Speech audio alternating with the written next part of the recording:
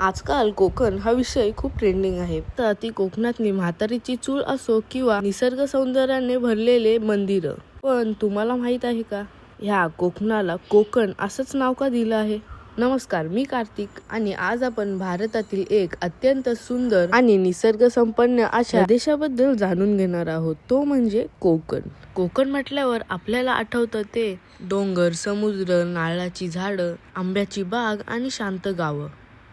पण तुम्हाला कधी प्रश्न पडला आहे का, कोकणाला कोकण असं का म्हणतात? आणि ह्या प्रदेशात अशी कोणती खास गोष्ट आहे जी त्याला वेगळं बनवते?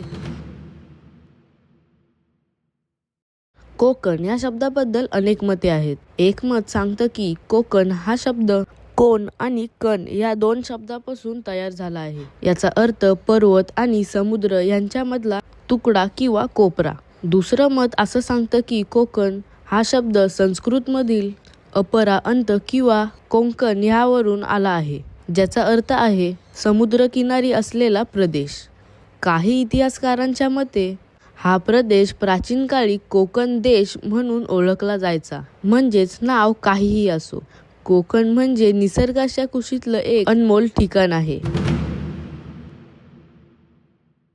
आजही कोकणाबद्दल एक अतिशय प्रसिद्ध आणि रंजक कथा सांगितली जाते.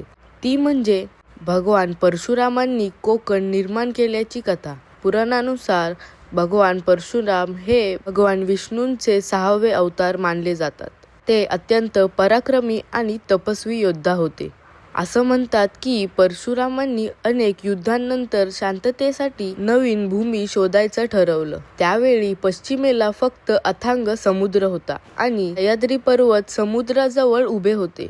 तेव्हा परशुरामांनी समुद्रदेवाला विनंती केली की मला राहण्यासाठी आणि लोकांसाठी भूमी द्या. पण समुद्र मागे हटायला तयार नव्हतं. मग परशुरामांनी आपला दिव्य परशु म्हणजे कुऱ्हाड सह्याद्री पर्वतावरून समुद्राच्या दिशेने फेकला आणि जिथपर्यंत तो परशु जाऊन पडला तिथपर्यंत समुद्र मागे सरकला आणि जी नवीन भूमी निर्माण झाली तिलाच आज आपण कोकण असं ओळखतो. म्हणूनच कोकणाला परशुराम भूमी असंही म्हटलं जातं.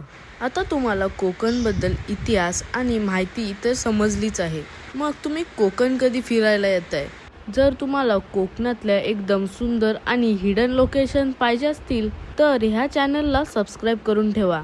कमेंटमध्ये मला सांगा की तुम्हाला कोकणातल्या अजून कुठल्या कुठल्या नवीन जागा पाहायच्या आहेत. भेटूया लवकरच आपल्या पुढच्या व्हिडिओमध्ये.